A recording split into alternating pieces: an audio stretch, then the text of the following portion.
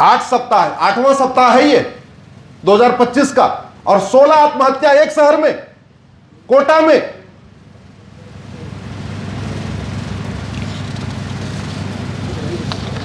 मुझे एक चीज बताइए, गरीब और अमीर की किताब अलग अलग होनी चाहिए क्या? जोर से बोलिए जरा। कोटा, बूंदी, अजमेर, उदयपुर, जोधपुर के बच्चों की किताब और दिल्ली के बच्चों की किताब अलग अलग होनी चाहिए क्या? और अलग अलग है कि नहीं? स्ट्रेस लेवल इससे बढ़ रहा है।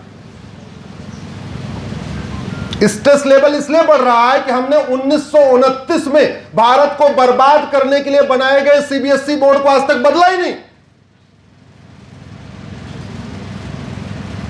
अंग्रेजों ने कोई भी काम यहां पे न भारत के लिए किया था, न भारत की संस्कृति के लिए किया था।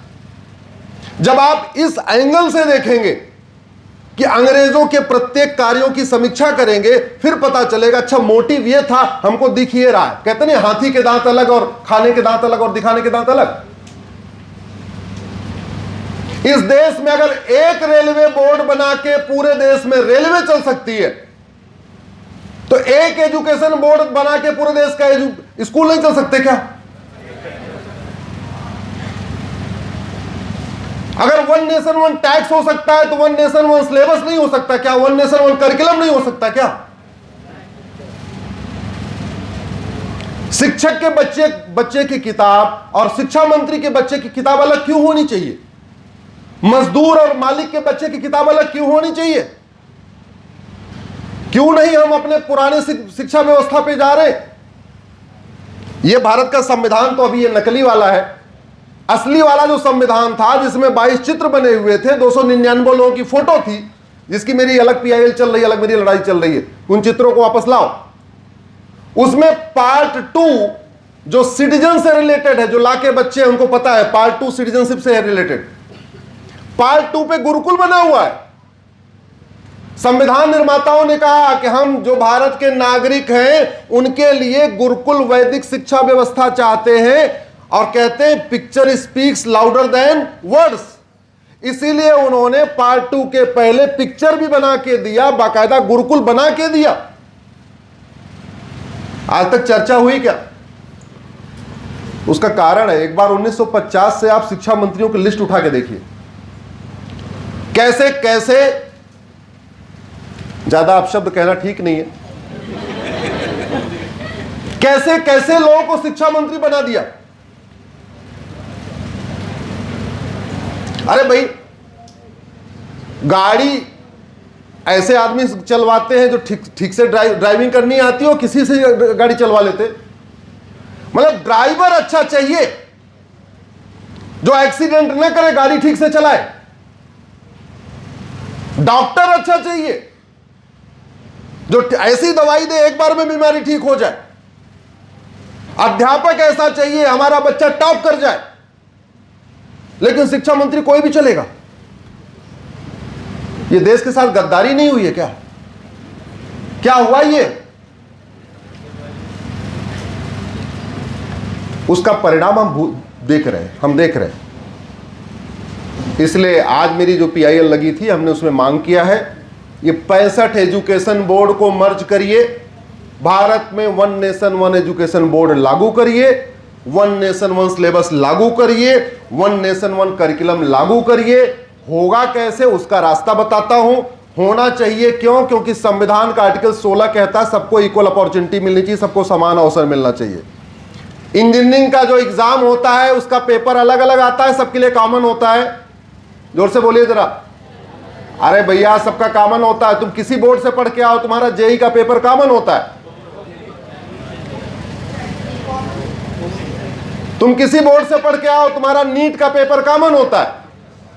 तुम किसी बोर्ड से पढ़ के आओ, तुम्हारा क्लैट का पेपर कॉमन होता है। तुम किसी बोर्ड से पढ़ के आओ, तुम्हारा एनडीए का पेपर कॉमन होता है। जब सारे एंट्रेंस एग्जाम के पेपर कॉमन होते हैं तो फिर किताब अलग अलग क्यों होनी चाहिए? लेकिन इस देश के शिक्षा विभाग को शिक्षा माफिया चला रहे हैं। इस देश के शिक्षा विभाग को एजुकेशन माफिया चला रहे हैं। वो चाहते नहीं है कि जो पढ़ाया जा रहा है वो पूछा जाए, जो पूछा जा रहा है वो पढ़ाया जाए। क्योंकि जिस दिन 10वीं 12वीं में जो पढ़ाया जा रहा है वही एंट्रेंस एग्जाम में पूछा जाएगा, तो लोग कोचिंग क्यों करेंगे?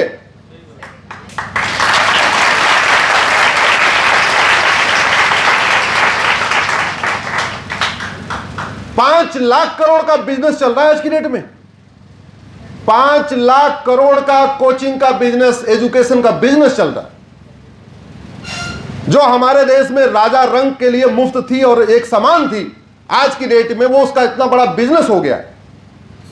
और ऐसा नहीं कि 10,000 रुपए फीस देने वाले स्कूल में पढ़ाओ तो बच्चा आपका IIT में चला जाएगा। 10,000 नहीं, 20,000 रुपए हर महीने फीस दे के पढ़ाओ, तब भी कोचिंग करेगा, तभी IIT में जा पाएगा। ये हो रहा है कि नहीं हो रहा है? ये समाज में हमारी सामाजिक समरसता को तोड़ रहा है। क्योंकि गांव में, मोहल्ले में एक जो गरीब है, जिसका बच्चा ज्यादा टैलेंटेड है लेकिन माता पिता गरीब हैं, वो कोचिंग नहीं करा पाते, इसलिए उसका सिलेक्शन नहीं होता। उससे जो कमजोर बच्चा होता है, जो अमीर होता है, उसके माता पिता कोचिंग करा देते हैं कोटा में लाके, और उसका सिलेक्शन हो जाता है। पूरे जिंदगी भर ईर्ष्या का भाव, द्वेष का भाव, नफरत का भाव वहीं से बढ़ता रहता है। सबसे पहले जरूरत है वन नेशन वन एजुकेशन की, एक देश एक शिक्षा संहिता की, one nation one education code की जरूरत है। सारे बच्चे हैं, इधर नर्सिंग वाले बैठे हैं, उधर BA BSc वाले, फिर लॉ वाले। मुझे ये बताओ, फिजिक्स का सिलेबस पूरे देश का एक हो सकता है कि नहीं? हो सकता है। पीछे वाले बच्चियां बताएं, हो सकता है कि नहीं? केमिस्ट्री का सिलेबस पूरे देश का एक हो सकता है कि नहीं? जोर से बोलो, जूलॉजी का सिलेबस पूरे देश का एक हो सकता है कि नहीं? बॉटनी का सिलेबस एक हो सकता है कि नहीं? इंग्लिश का सिलेबस एक हो सकता है कि नहीं? हिंदी का सिलेबस एक हो सकता है कि नहीं? अरे जब सारे मेजर सब्जेक्ट का सिलेबस एक हो सकता है और केंद्रीय विद्यालय का सिलेबस पूरे देश में एक है, नवोदय स्कूल का सिलेबस पूरे देश में एक है, तो सबका एक क्यों नहीं हो सकता? हो सकता है कि नहीं हो सकता? हो सकता है। बोलो, लिखो, इसमें चिंतन करो। अगर हम गलत कह रहे हैं तो बोलो नहीं आप गलत कह रहे हो, लेकिन अगर मैं सही कह रहा हूं तो मेरी बात को अधिक से अधिक पहुंचाओ। कैसे पहुंचेगा? सोशल मीडिया कितने लोग यूज करते हो? अरे हाथ उठाओ, कितने लोग करते हो? अरे इंस्टाग्राम, फेसबुक, ट्विटर कुछ तो करते होगे ना। फेसबुक कितने करते हो? फेसबुक अकाउंट खोलो, अपने नाम के 5,000 लोगों को अपना फ्रेंड बनाओ। तुम्हारा नाम राम है तो 5,000 राम को अपना फ्रेंड बनाओ। तुम्हारा नाम श्याम है तो 5,000 श्याम को अपना फ्रेंड बनाओ। तुम्हारा नाम गणेश है, बलराम है, महेश है, अनिल है, विभा है, रेखा है, जो भी नाम है, अपने अपने नाम के 5,000 लोगों को अपना फ्रेंड बनाओ। 5,000 लोगों को फ्रेंड बनाने का फायदा यह होगा कि राम कश्मीर में भी मिलेगा, राम कन्याकुमारी में भी मिलेगा, राम राजस्थान में मिलेगा, राम गुजरात में भी मिलेगा, राम बंगाल में भी मिलेगा।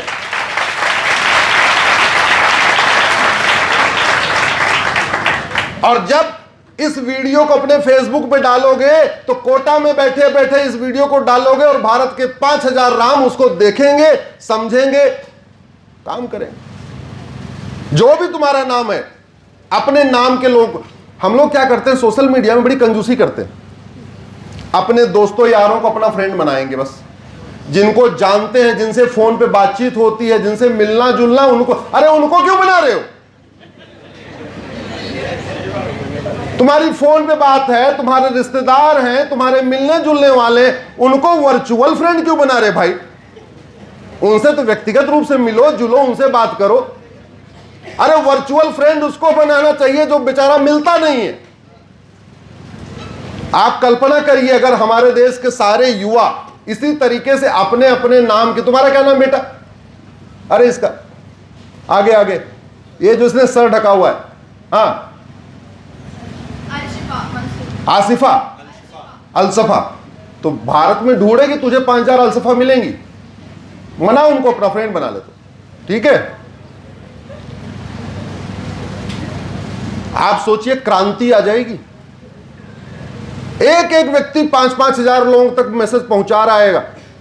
कोटा यूनिवर्सिटी की, भीमराव अंबेडकर शोध संस्थान की ये बात 1 हफ्ते के अंदर पूरे भारत में पहुंच जाएगी। नैरेटिव बिल्ड होगा कि नहीं? सांसद इस पे सोचेंगे कि नहीं? संसद में मुद्दा उठेगा कि नहीं? विधानसभा में उठेगा कि नहीं?